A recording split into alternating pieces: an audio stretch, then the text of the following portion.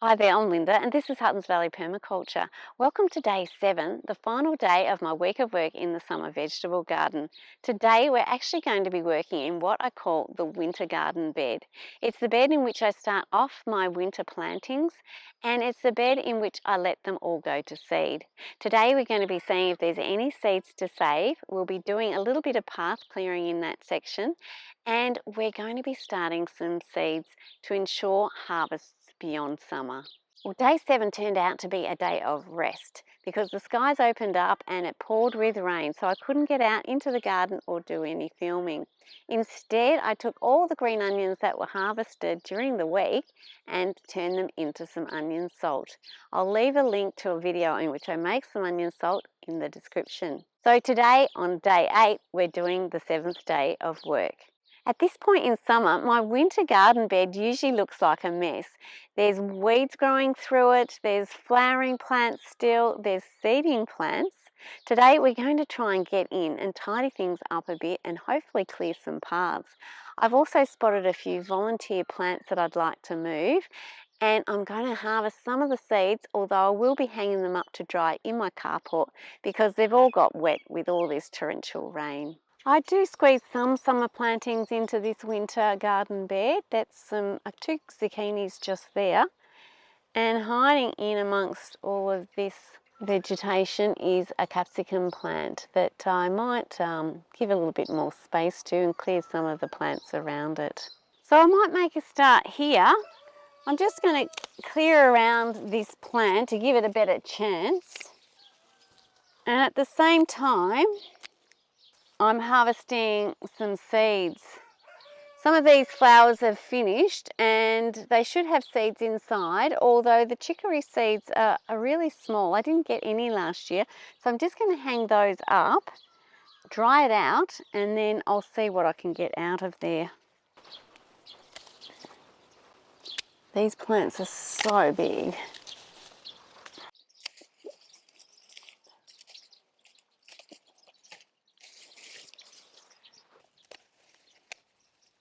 Okay, I think that plant will be better there now. I know I was talking about crowding them out to make them grow taller, but these plants were all over the top of it, so it was kind of really getting no light. Just noticed a big weed in here. We can sneak out of the ground. Now these plants here are some Mizuna, a green Mizuna. They volunteer very readily in the garden, and this patch has volunteered here. Now there's actually a potential path right through there that I would like to clear today. So I'm going to clear some of these plants actually down like that, just to get these paths a bit clearer. I'm still trying to leave the roots in the ground where possible, because that just feeds the soil, and even the path has got microorganisms that help create nutrients for the plants around it.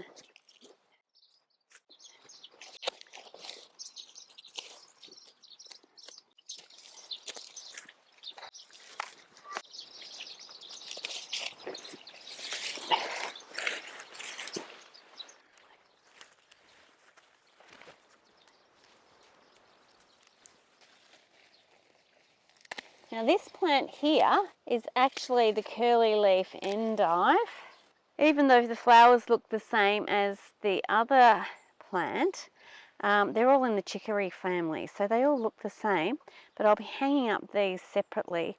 You can see here the leaves are a little bit different, so that's the radicchio, and these ones are the curly leaf. So they look a bit water damaged, but I'll hang that up and I'll see if there's any seeds I can grab out of there. Just here is a parsnip plant that does look like it's got a bit of powdery mildew or something like that on it. Now it has got some seed heads, and I thought maybe I'd be saving some of these seeds, but I've got some healthier looking plants, so I might just pull this and add it to the compost. Just cleared out an old brassica plant and a bunch of weeds from under this zucchini plant, and discovered a mega zucchini that I've missed. But I'll be cutting that up and throwing that to the chickens. A bit more weed clearing next to this other zucchini plant. Looking better in under there now. This is one of the stripy zucchini plants, looking lovely in there. Just along the path, I've got a few volunteer radish plants that I don't really need in the pathway. There's plenty of volunteer radishes in the garden bed, so we can get rid of these ones. I think they're a crossbreed. I'm not too sure. Oh, they might be one of my beautiful purple, long purple radishes, which are a bit like daikon, quite sweet. So I've left these ones just at the edge of the garden bed. Just checking in this garden bed, I can see plenty of weeds. We've got a volunteer tomato that I don't need there, and I've even got some blackberry plant in there. So we're going to try and get rid of that.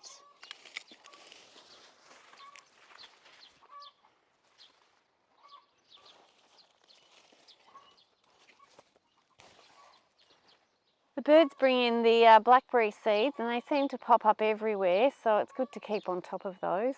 We've also got another chicory plant in here, which I don't need the whole thing in here, so we'll chop out some of that as well, and it's mostly finished with its flowering. I've trimmed a little bit off it, but I will leave some of the plant. I'm not ready to plant this garden bed out yet, so that will just kind of keep roots in the soil and the soil life going, and also cover the soil. So if we do get some drier, hotter weather, it'll keep the soil a lot more moist. Okay, we've managed to get a few of the weeds out of there. Now moving along the path, we come across some more volunteers, and this time these are flat leaf parsley volunteers, which I'll probably dig up and move. I might even pot some up. The seeds have come most likely from this plant here that I'll cut off, and I'll dry and save some of these seeds.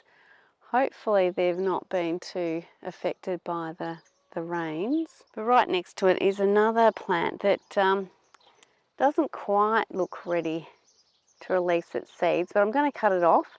I do want to get this path clear. I'll hang that up and see if the seeds develop at all. I'm not too sure about that though, but hopefully we'll get some seeds off this plant that's a bit further along.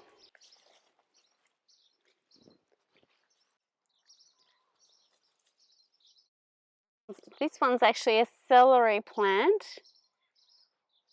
Again, I don't know if the seeds have been too damaged by the moisture though. I might leave that one and throw it in the compost. That's another big celery plant just there, so I should be able to get seeds from that one. I've cut down a few more of the parsley plants and found some plants with much better seeds on them. So these ones should dry up and be viable seeds and be really useful for saving. And now we can deal with these celery plants. There's one in there and there's another in there. So I'll get those ones out and see what they're like.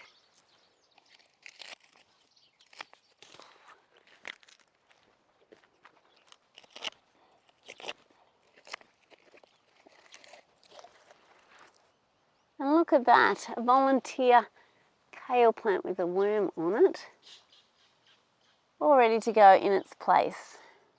Now once again, as with the other seeds, it might take a bit of drying, a little bit of time to work out whether we've got some seeds that can be saved.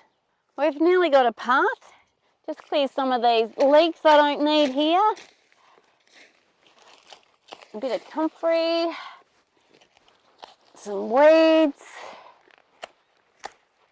another parsley plant.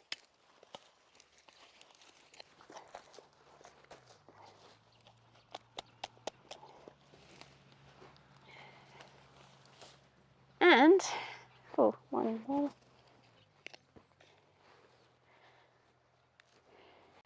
And we have our path back. Now just checking out some of the other plants for seeds. These are Swiss chard seeds, which don't look quite ready yet, so I'll leave those. And there's different colour plants in here as well. But moving along, what we've come to is a mountain spinach, also called oric. And those seeds look ready to harvest. They will just need that little bit of drying out though before we put them away. It's a really beautiful colour, this plant. So I'm just going to snip those stems off. And I reckon that lot should meet all our seed saving needs. So we've managed to gather 5 different seeds from the winter garden. The oric, curly leaf, endive, radicchio, we've got some flat leaf parsley and the celery. Now it will need some work, it needs drying out and probably a bit of maturing yet. I'm not sure about seed saving from the chicory family because I haven't actually saved those seeds as yet, but hopefully out of this lot I'll get something. With my goal of getting the path cleared, I'll now just move on to kind of weeding out this garden, getting rid of any of the flowering comfrey and getting these flowering weeds out so they don't spread too many more seeds. But I'll basically just leave this garden as is until my plants are ready to put in.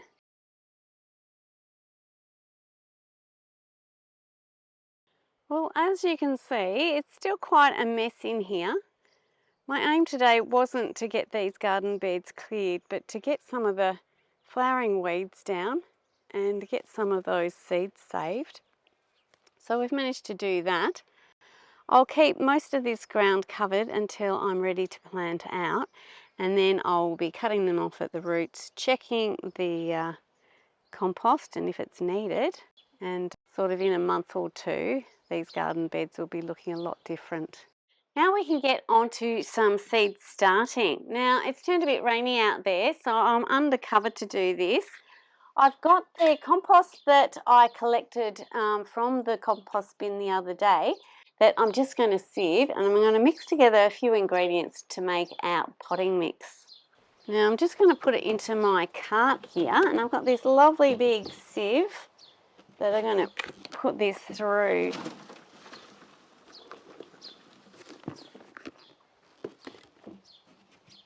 I'll try and get all the worms out. And just kind of break it up a little bit. And all of this can just be returned to the compost or used as mulch on your garden. And that should give us heaps for our potting mix. And to this, I'm going to add some of the mushroom compost, a couple of handfuls of this river sand that I actually bought from the rural supply place. I found the stuff I get by the creek, it's just got too much mud in it. And this stuff is $2 a bucket from the nursery and should do the trick beautifully. And that will just aid the drainage. And to that, I'm just going to add some used up potting mix that I've emptied out of plants that have died off or haven't quite made it. So I can get all of that mixed up.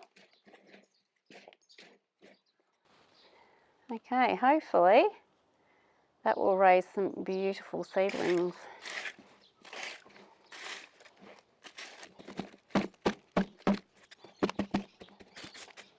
Alright, now I'll get that watered. After moistening all the potting mix in the tray, it's all settled down nicely. It's nice and damp, so ready for the seeds. So I like to name them first so I don't muck it up. Next one is a Scotch kale, which is sort of a curly leaf kale really. Next one is a first early cauliflower. And this one is a new variety of cabbage which I haven't tried before, early Jersey Wakefield. And a red drumhead cabbage. And I've got some broccoli Waltham and finally broccoli Calabrese. I've got all those seeds planted. Now I've just popped them against this brick wall with this window, and I found the seeds really germinate quickly there with that warmth. If it warms up too much, of course I'll be moving them, but at the moment the conditions are quite cool. It's also just near my kitchen with some other seedlings, so I won't forget them. Now all I wanted to do was make the most of these volunteer plants here and dig them up and move them to somewhere where they've got plenty of space and they can grow all winter. Some of them look better than others.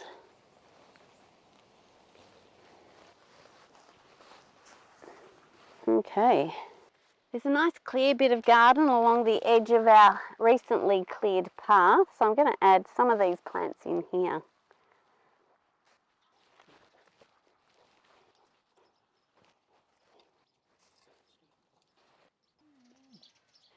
I've planted quite a few in this bed here, but because we've got white butterfly around and those little green caterpillars, who knows, some could be eaten up and some mightn't transfer very well. So I generally put in quite a few if I've got them, just to give some a chance. And if they all happen to take off, well, I can always cut them down, throw them out, or the chickens will enjoy them.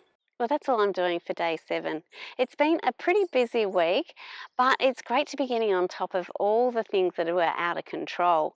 And it's rewarding to see little seeds come up. I've already got some painted mountain corn, some snow peas and some radishes showing their little heads. And my 2 composts are already warming up as well. Thank you so much for supporting me this week. Without committing to you guys, I don't think I would have got there, especially on those hot days. I hope you've enjoyed this series.